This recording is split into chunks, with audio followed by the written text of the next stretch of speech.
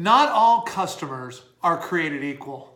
This is John Sellers. I want to share with you what I learned about 20 years ago from one of my mentors. How to identify the 5 types of customers so that you can really save time up front, know what your goal is of who you really want to work with, so that you can maximize your time, maximize your experience, the client's experience, and make the most money.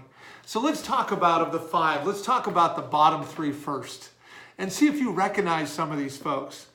So the first is they want to use you for information, but will never do business with you. Do you know those people on the internet? They're like telling you they're 5 years out and they want to know about a well and how close it is to how fast the well is pumping. Why does that really matter if you're moving 5 years out? Well, how close is boundary line over this thing? They want you to go down to the county and check that. So the sooner you recognize that that person is probably not a customer that you want to do business with, the better off you are to pass them to someone else. Now let's talk about another one. This is a person that doesn't trust anybody. You know those folks? You're doing your best. You're kicking butt to try and give them all the great advice. You're really trying to build that relationship, and no matter what you do, they don't trust you. And it's not about you, it's about them. And the realization that the sooner you quit working with them, the better off you're going to be. And again, it doesn't make them a bad person. None of these do. It just is in how you want to do business.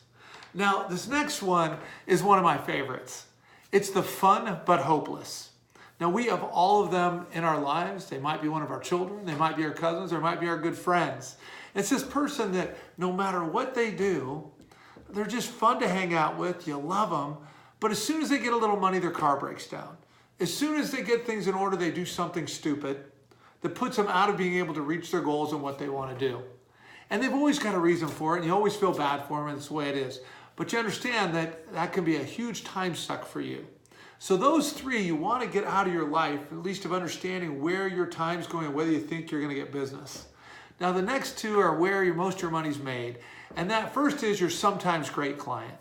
And what I mean by that is they're really great folks. They're just the folks that you're going to have to tell them 3 times to go to the lender. They're not going to do it the first time. They often aren't going to do what you tell them to do or even what they say they're going to do.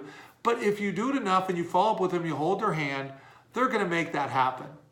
And they're going to be a lot of your clients. The next one is your great client. Now, some people think your great client is your lay down. They don't ask you any questions, they're easy, they do it. No, I don't believe that.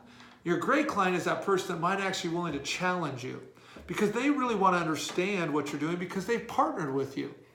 And they want to make sure they're doing it right. So when they say they're going to do something, they do it. When they want questions from you and they ask you, it's because they've thought out why, and they want to know, as they're partnering with you, why they're doing it, how it all fits together. And so it's great because they're in partnership with you, and you're learning together, and you're working hand in hand, and you know you can count on each other. So those are the basic 5. It's the great client, the sometimes great, the fun but hopeless, the don't trust anybody, and then the use you for information but don't do business with you. So the earlier you identify that, the better off you're going to be. And again, if I can do anything with asking questions with brokerages, trying to understand what's going on in the marketplace with there, if I can help you with buying or selling some real estate, our team would love to help you. Or just any questions about flip, please reach out to me. Hope you're having a great one.